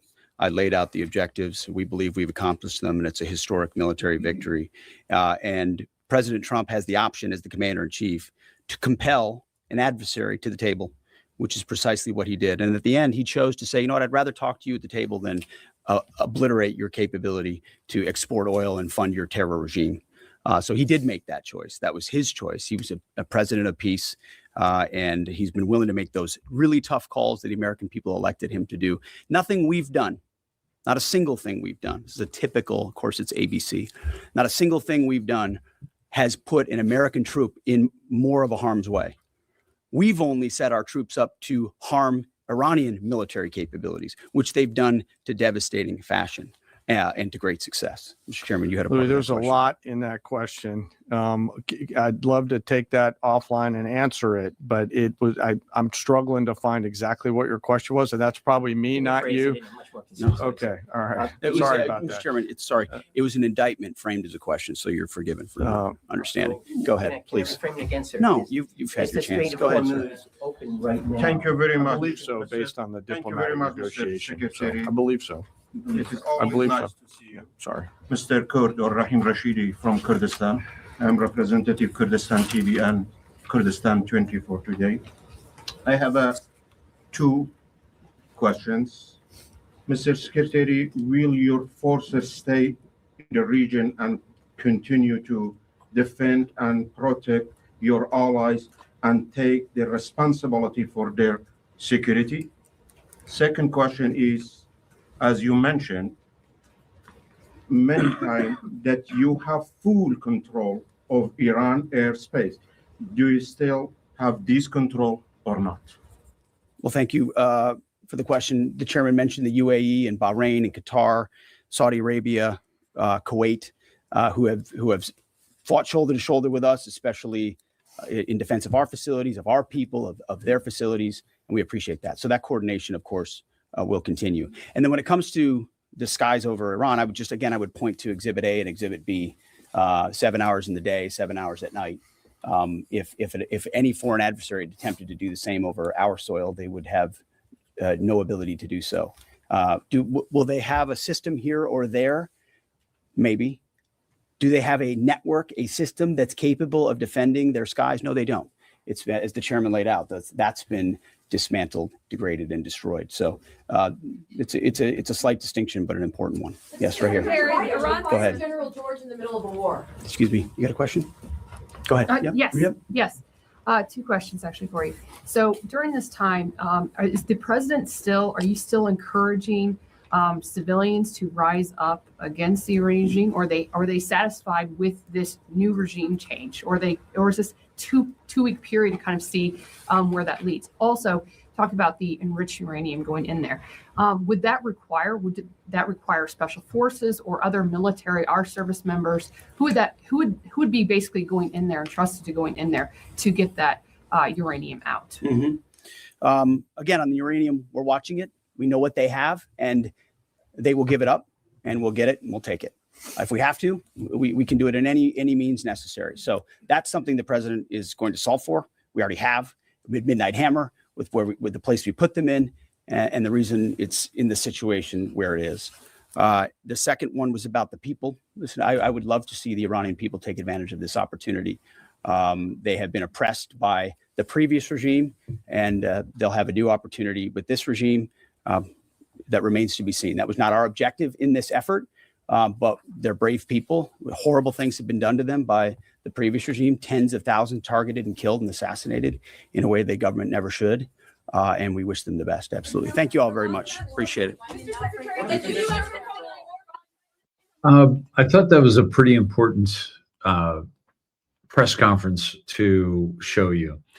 And I want to address a question that came up. First of all, Dina, thank you, by the way. I'm liking the shorter hair, but still got some, but thank you. And about your 15-year-old asking about the war in Iran, what's the deal with Trump and Israel? I was not expecting it. How would you answer? I'm going to go down a little bit of a road for you here that may help. And I had this ready to show you all tonight that I just shared on my timeline that Golden Girl 74 just brought up.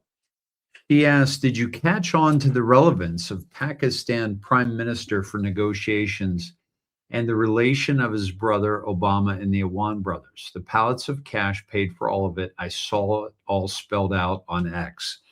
Now, I'm guessing, thank you for that, Golden Girl. That's absolutely fantastic. By the way, Jingle, congratulations on your grandbaby.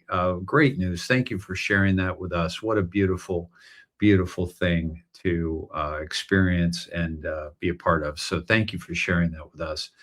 And I also just want to thank a few folks here.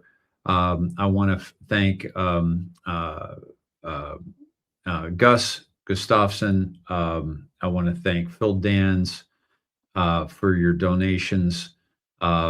Heather Willard, thank you very much. Connie Corwell, thank you very much for your $100 donation. Kathleen Bossy, thank you for your donation. All those others were 17. Wes Gustafson was $50. So thank you all very, very much for that. And I also want to thank just a dear listener and supporter who always steps up in such a big way, Helen Overton. Thank you so much, Helen, for your donation that arrived today, or actually last night. She's in Australia. So thank you very, very much for that incredible gift and your continued support. Thank you, Helen. I also wanted to thank Edward Quinn today and Erica Van Kirk for your donations. Much, much appreciated, and for all your continued support. So folks, back to Golden Girls question here. I want to take you to this drop, and this drop, this not a drop, but a post on X by Joe Lang. Very, very good post. I'm very grateful for Joe on this post here, and I ask you guys to.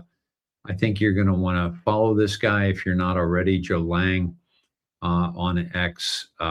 So there's his account right there. And then let me pull this up one more time. There you go. Okay. So let me take you down this little rabbit hole. We are watching a movie. It's not a coincidence that Trump gave special credit to Pakistan Prime Minister Shehbaz Sharif.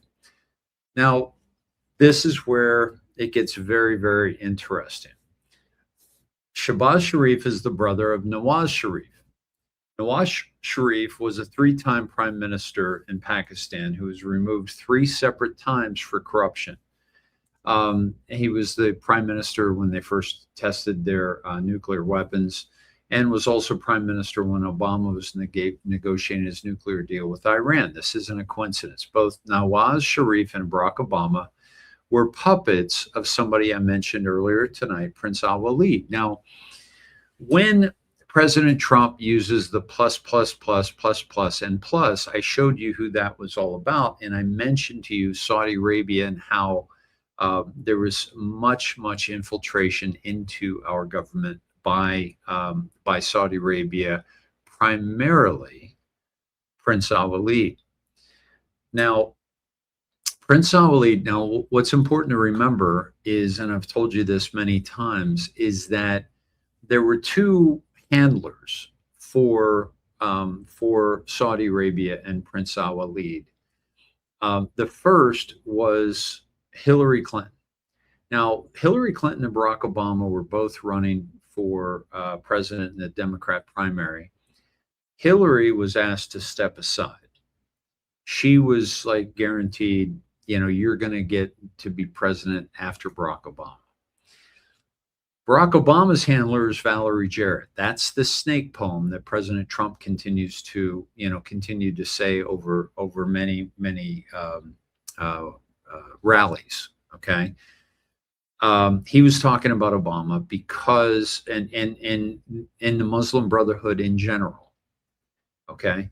Because Valerie Jarrett's father-in-law was partners on Negro News Front in Chicago with Oscar Brown Jr., the author of the Snake song. In the 60s, 63, he wrote that. So that's Barack Obama. Hillary Clinton's handler for Saudi Arabia and Prince Al-Walid is Valerie Jarrett, who was born in Iran and also is Muslim. So Valerie Jarrett and both Valerie Jarrett and Huma Abedin have significant ties to the Muslim Brotherhood. Now, and by the way, Abbott today just made the CARE organization, the Islam organization, a terrorist organization in the state of Texas. DeSantis has already done this in Florida. Okay, so we're starting to see the actions taken that are very necessary. Now, let me take you to the Awan brothers that Joe takes us to. They're connected to all of them. Okay, so this is Trump's True Social post that I read to you last night, based on conversations with Prime Minister Shehbaz Sharif. Okay, so he brings them in. He brings him into the forefront. And Joe asks the question, what are the odds that Sharif has flipped and is turning over evidence? Now, if anybody has evidence, Sharif does, because Sharif and his brother are basically Pakistani royalty. Okay. Now, Sharif, the one that was indicted 3 times for corruption, the person that replaced him allowed him to leave the country and did not imprison him. Okay. When he left the country, he went to Saudi Arabia, and he went to the town of Jeddah, which is where Joe points out Prince Al-Walid is from. Okay. Now, is Sharif now helping Trump, just like Kim Jong-un, Maduro, Venezuelan leadership, the Taliban leadership, leader of Syria, and the new leadership in Iran, who are making a permanent peace deal? I think those odds are high, and Obama, Hillary, Brennan, and the Democrats are completely panicked. Now, remember, in Florida, there is a grand jury that is going after all of them through Operation Crossfire Hurricane. Okay. Now, this is a great thread that I recommend, and I've reposted on my platform. Okay. Now, so the Iran peace deal. Now, this is, I'm not going to go through the whole thing. I've already gone through the whole thing myself, right? So Sharif said they were ready to be the host, and President Trump has taken him up on that. Nearly 4 weeks into the Iran-U.S. war, Pakistan seems to be emerging as a potential mediator to oversee negotiations between the two sides. Speculation to this end was solidified on Tuesday after Pakistan Prime Minister Sharif said the country was ready.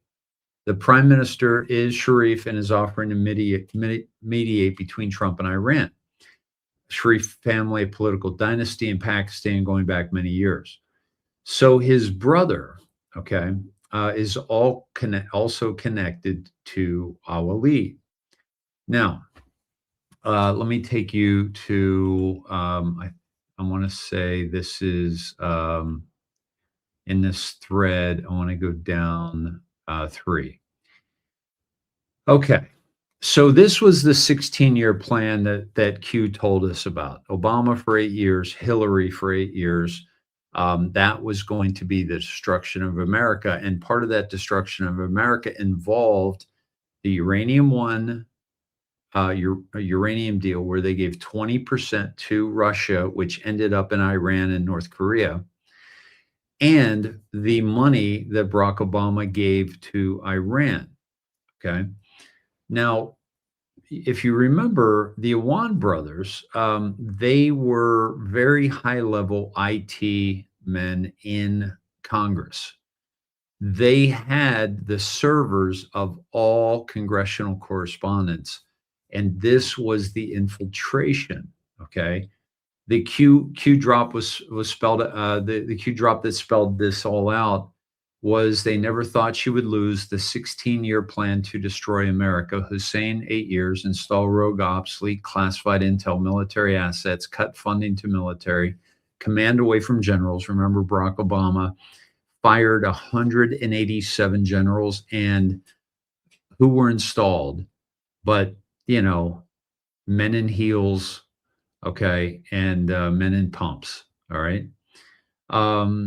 Launch good guy takedown, internal remove. Valerie Jarrett sniffer, special access program sell-off. Snowden open source Prism key score catastrophic to U.S. military versus bad actors. Worldwide clowns, no such agency. Target weakened conservative base through the IRS in the mainstream media.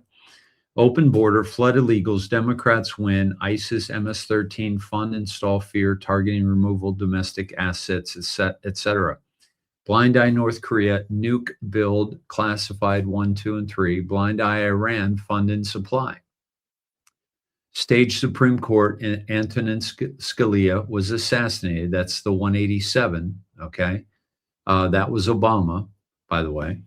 Uranium One fund supply, Iran, North Korea, reduce U.S. capacity, kill NASA, prevent space domination, allow bad actors to take down military satellites, worldwide secure comms, install weapons of mass destruction, risk of EMP, space origination, helpless. Now, NASA, we know, is a psyop, but they were putting satellites into space, right? Or into, the firmament. Classified 1 to 99, HRC 8 years, World War III, death and weapons real, war fake and controlled, population growth control, pocket billions, eliminate population growth control would have been the pandemic. Eliminate final rogue ops within government and military, kill economy, starve, need, enslave.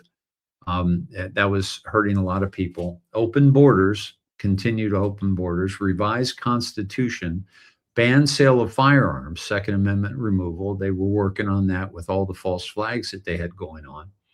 Install on-team Supreme Court justices, legal wins across spectrum of challengers, Antonin Scalia 187. Removal of electoral college. Remember that was a big talking point back in the day. Population vote, easier manipulation, illegal votes, Soros machines. Limit, remove funding of military, closure of U.S. military installations worldwide, Germany first. Destruction of opposing MSM, other news outlets, censoring classified 1 to 59. That was al-Walid's plan, but how is it connected to Pakistan? Well, I kind of already told you, right? So they first got access to congressional computers. Imran Awan, the Pakistan-born IT vendor to several top House Democrats under investigation since February, was arrested allegedly trying to flee the U.S. Tuesday. Now, his wife was also arrested, trying to flee with a lot of money. Awan has been a staffer for Debbie Wasserman Schultz. She was the former head of the DNC. UPI reports more than 24 different Democratic House offices used Awan's services. 24. Awan's time with Wasserman Schultz included her entire tenure as chairwoman of the DNC. Estimates are that Awan's family received more than $4 million from House Democrats since 2009. Okay, now, so there were also many that didn't go through a background check going back to George Bush, right? Citibank and the Carlyle Group, right? Q dropped 1510. Why are the Hussein records sealed? Unusual. Why did 42 Hussein administration staff obtain FBI bypass? No background check. IT scandal 1. Access to classified emails, summary, secretary meeting notes, briefings, etc. No FBI background check or clearance. Now, folks, I've been working with children coaching basketball for, I don't know, 12 or 13 years. Every year, I go through an FBI background check. Every single year. And you're talking the top people in government are not even going through FBI background check for clearance. The purpose is the Pakistan leak and the Muslim Brotherhood infiltration. No background checks allowed Muslim Brotherhood infiltration, classified leaks to Pakistan's intelligence agency. This is Debbie Wasserman Schultz. Now, let me take you to the significance of this and what's happening with Iran. Now, let me take you actually to this one here. Okay. Now, drop 916. Okay, this is a little bright for me. I'm going to go dark mode. Okay. Whoops. There we go. Okay. Let me make sure I got you with me. Okay. Now, 9/16, March 10th, 2018, it was a repost, two reposts of the following. An anon asking whatever happened. Let me make sure you can see that. Let me make that a little bit bigger for you. Whatever happened to this Pakistani guy who worked with the DNC? He's talking about the Awan brothers. The president asked in an interview published Thursday by the New York Times. And by the way, President Trump has mentioned the Awan brothers several times in his own posts. Whatever happened to the Awan brothers, he said. Okay. A grand jury in August returned an indictment in U.S. District Court for the District of Columbia, charging Awan and his wife, Hina Alvi, with a total of 4 counts, which included federal bank fraud and conspiracy. Awan has pleaded not guilty to all charges. Whatever happened to them, Trump continued, with the 2 servers that they broke up into a million pieces? Whatever happened to him? Now, if they are Pakistani, okay, so for them to get as high as they did, there's no way that the sharifs in Pakistan don't have those servers. So now they're working with President Trump. So they're going to be able to show the infiltration of the Awan brothers into the Democrat Congress. And then what about Awan? Is Israel involved? Okay. And this is when Q said the very famous, "We are saving Israel for last." Very specific reason, not mentioned a single time. Okay.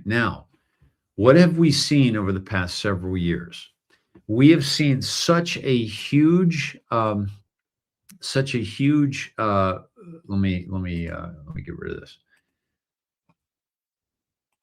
Okay, there we go.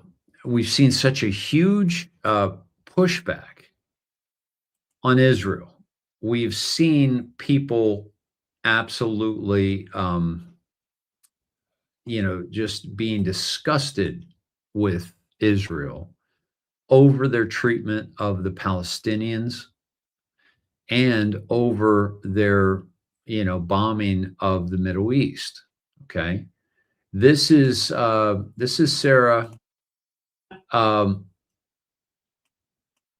posting the bombing of Israel. Let me bring this up here.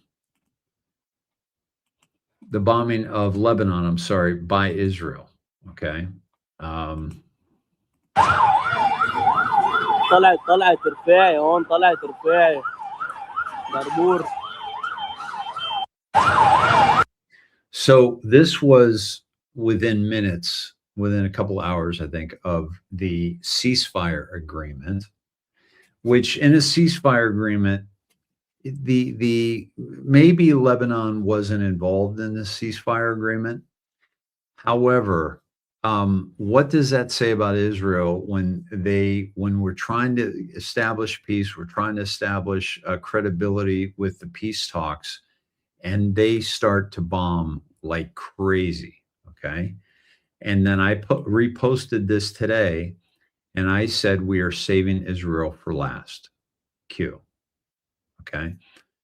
So what I believe is happening, and I've mentioned this before, is that I believe that Israel is being allowed to expose their true nature. It is not the Israel in the Bible. This is the government of Israel. And this is why I have such a problem with so many 501c3 churches, because of what's going on. And this is another view of this building being destroyed by Israel in Lebanon.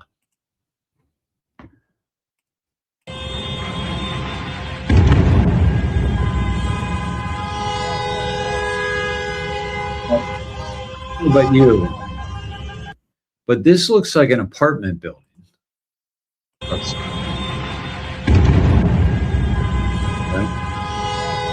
And if it's not a apartment building, it's certainly very, very close. Meanwhile, the U.S. has been very adamant about the strikes that we've had against Iran to make sure that there's no civilian casualties. And that is the difference between a strategic war and just general attacks by Israel. That, by the way, they've already shown that they can be very specific in their attacks with the pagers, the Hezbollah pagers, the intel that they have. So maybe, this was a holdup for Hezbollah in Lebanon that they're going after. We don't know much about that, and so we certainly don't want to make any judgments, but certainly what we're seeing is not something that you would want to necessarily see in the hold on one sec, in the aftermath of a ceasefire, right? So at any rate, thanks to Joe Lang for that incredible dive on Sharif and the significance of that. So I think what President Trump has kind of stepped aside when it comes to this whole Israel situation, and is again allowing Israel to be judged by you and I and the people of this world for who they really are. This boiled my blood today. Matt Van Swal, oh my gosh, the man who murdered Irina Zaritska on the light rail in Charlotte, North Carolina, DeCarlos Brown Jr., has just been found incapable to proceed on the state murder charge brought against him. What the hell? And I reposted, Irina is incapable to proceed because of this man. This is something that is, that again, the exposure of the judicial system is absolutely imperative if we are going to see true justice prevail in this land. Okay.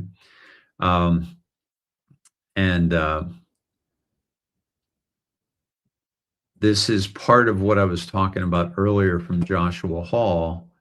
This is breaking about DNI Tulsi Gabbard reportedly uncovering a deep state coup plot to remove President Trump from office by sabotaging his war effort in Iran in order to turn the American people and the U.S. military against him.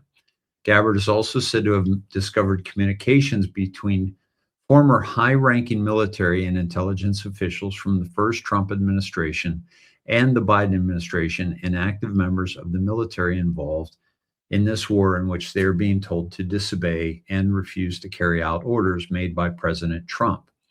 The deep state within our government is alive and well. The enemy within is the greatest existential threat that our nation faces today. And I posted treason, plain and simple. Now, this is what President Trump is talking about, that actively, and he took us to this tonight with his Truth Social post.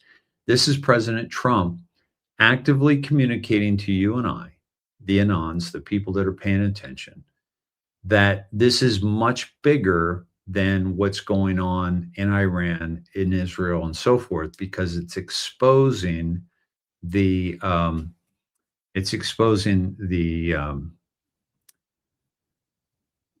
Operation Mockingbird and the media and those people that are being paid by the Tucker Carlsons, the Megyn Kellys, the Alex Jones, the Steve Bannons, and so forth. These people have huge audiences, okay?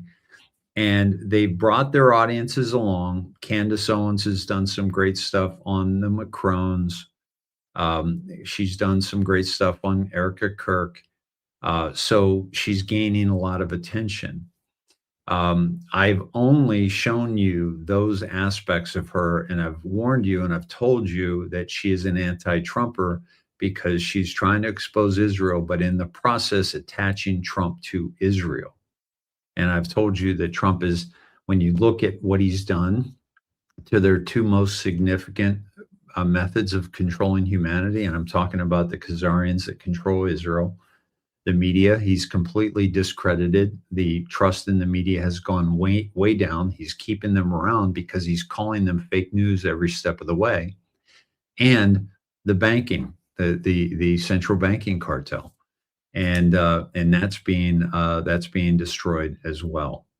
So yes. So thank you for those great questions and those great points. And I want to say again, thank you all for your support. And if you would like to support my work, please do so. And that keeps me going and keeps the lights on and keeps me bringing you this level of information, which, by the way, is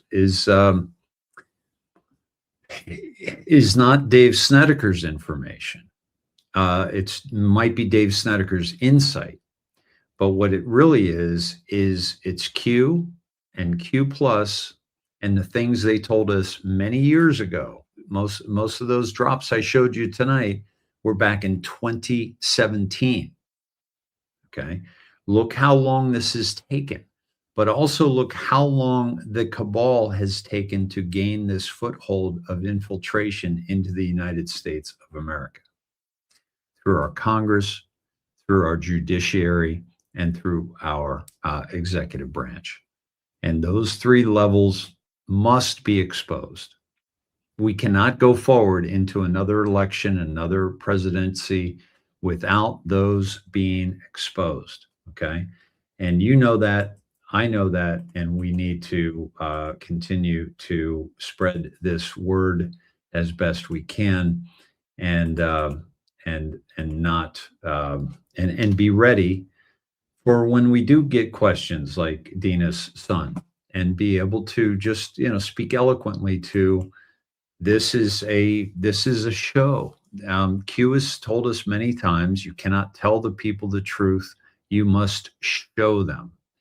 Enjoy the show. 100 times Q said, enjoy the show, enjoy the show, enjoy the show. Why? Because it's such a shit show. It's such a difficult journey for us all that we must come together and talk about the long-term strategy, the long-term plan, and to continue to not look at where we're at right now, but look at the trajectory of where we're going and what's actually happening to take care of all this. Okay. So, yeah, so this is very, very good. Very important stuff that we're covering here, and I hope you get that, and I hope you support that. So thank you for all your support to date. Thank you, Piccinini. I appreciate that. So so my friends, we're up at 2 hours and seven minutes, and so I want to wrap this up, but I do want to say that that be at peace, like as best we can. I mean, there's stuff going on in Ireland. They're going up against the government in Ireland. The people are marching in the streets, okay, in Dublin. The people are fighting in England because they've allowed the murderers of 3 young girls to go free. And so now there are clashes between patriots in Britain and the Islamic immigrants. Germany, their new leadership is saying that they are going to start a mass deportation. Okay. So people are waking up and they're exposing their so-called leaders who aren't leaders at all. And this is all very, very important. You're welcome, Dina. I hope that helped. I hope that helped you. And so, yeah, so this is very, very, very good. What we're seeing here. And unfortunately, people are still dying at the hands of Israel, and Israel is saying that they're going to continue with their objectives through peace or through strength, through war. And so I think this is all about the exposure of the people that need to be exposed, including the people in the media that many of us have come to trust. I have not, but many people have. And it's important for us to understand that when you filter down all of the information that you're getting, that it's so important to find the anons, find the people that are following Q, have been following Q for a long time. I've been following Q since October 29th, 2017. So I have a very unique perspective on this and a very unique calm about all this. And that's been my goal, is to help you to understand that what's happening is not as chaotic as it might seem, because of the direction and the trajectory in which we're going towards everlasting peace on this realm, the earth, and the real role of Donald John Trump and the exposure of all of these really, really bad players. The Epstein files have been released. We're digging, into those, and people are seeing the atrocities happening. The exposure of all the people that have been, funded by foreign entities, the election integrity, what happened in Georgia with the elections in Michigan. And President Trump is now being, vindicated for all the things he said about the 2020 election. We're going to find out much more about that, but we couldn't do it without Venezuela, without Iran, without Pakistan, without all these countries that were infiltrating our government, but now understand that they need to play ball with President Trump. So this is all, coming to a head. So let's see. Dave, new listener here. Would love to connect with you on a call and show about setting up a way for people to do recurring donations. Value model. Thank you for your work. Thank you very much for that. You can always reach out to me at davesned@gmail.com. And I welcome those suggestions. Thank you, Cat Mother B. I appreciate that. And yeah, so thank you everybody for being here. What a great time to be alive. Very, very exciting things happening. Just, hold the line, Patriots. Hold the line. Much love to you all. Tonight is Wednesday. I plan on tomorrow night show, and then probably be off for Friday, and then maybe back on Saturday. So thank you for all of you who are supporting it. And if you're watching this after the live show, please know that this is for you as well, and that I know a lot of people can't watch live. So thank you for your support. For those of you who watch this tape delayed, and support this show as well, because it's greatly needed. I'll give you an example. I watched Georgie Rockwood. When you share this show, please tag significant influencers. And Georgie Rockwood shared it to Patrick Bet David, and I watched a couple of his shows, and he had someone on that thought they were smarter than President Trump and very critical of President Trump. And I won't have somebody on like that, not because they're critical of President Trump, but because I know they're paid influencers or paid sources to try to go against him. And it takes us off our mission of what's actually happening. When you look at what President Trump has done, it is unparalleled in human history with any president of these United States and any leader anywhere. And so, but one of the things I noticed is Patrick Bet David has 16 million subscribers, and they have 184 full-time staff. 184. And you're looking at me. And I'm barely scraping together. So that's what we have to understand, is that there's much more at stake here. We need to support the people that are giving us the real information, that are giving us the Q drops, that are giving us the information that has been predicted by Q for many, many years and is now coming full circle, and being taken care of once and for all. So thank you all, and much love to you, and good night, and I'll see you tomorrow night.